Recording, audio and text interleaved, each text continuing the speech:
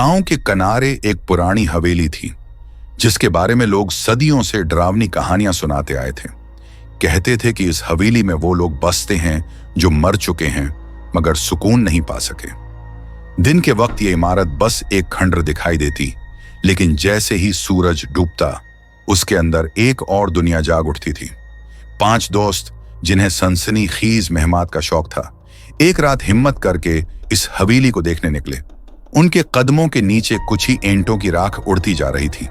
Gate के करीब पहुंचते ही पुरानी जंगालूद जंजीर खुद ब खुद हिलने लगी और गेट चरचराते हुए खुल गया। सब एक दूसरे को घूरने लगे, लेकिन तजस्सुस उनके खौफ पर भारी था। अंदर कदम रखते ही हुआ का एक सर्द झोंका आया जिसने उनके जिस्म में कपकपी दौड़ा दी। हवेली के कॉरिडोर में लटकती पुरानी तस्वीरें हल रही थीं, जैसे उनमें कैद चेहरे जिंदा हों।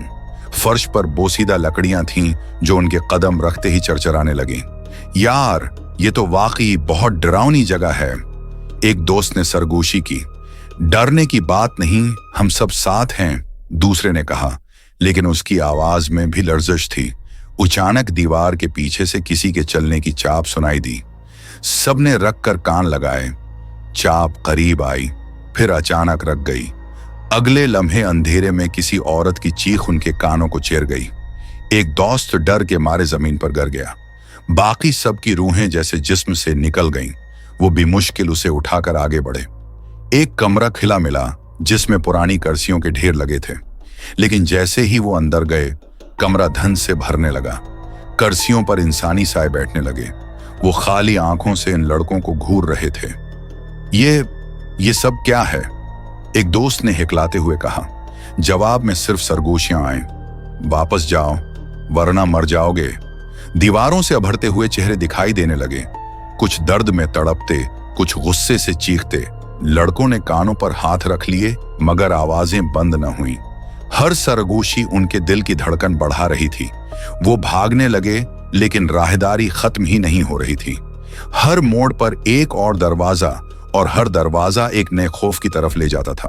कहीं जमीन खुद ब खुद हिलती, कहीं छत से लटकती जंजीरें बजने लगते। एक कमरे में उन सब ने देखा कि दीवार पर लिखा था, यहां जो आया कभी लौटकर नहीं गया। फिर एक लंबे हाल में उनके सामने एक औरत नमूदार हुई। उसके बाल बिखरे हुए, आंखें सरख और चेहरा सियाह धुंध में डूबा हुआ था। उसने कोई आवाज नहीं निकाली, मगर उसके खड़े रहने से ही फजा बोझल हो गई। सबने चीखकर भागने की कोशिश की, मगर दरवाजा खुद ब खुद बंद हो गया। अब वो कैद थे। अंधेरों में आवाजें बढ़ती जा रही थीं, कभी बच्चे की हंसी, कभी जंजीरों की खड़क। एक दोस्त ने जोर से दुआ पढ़ने की कोशिश की, लेकिन अल्फाज जबान पर आते ही हुआ में तहलील हो गए, जैसे इस जगह पर दुआएं भी असर न करती हूं। धुंध ने कमरे को घेर लिया। आखिरी लम्हे पर उन्होंने एक दूसरे को देखा। आंखों में आंसू, चेहरों पर खौफ, फिर चरा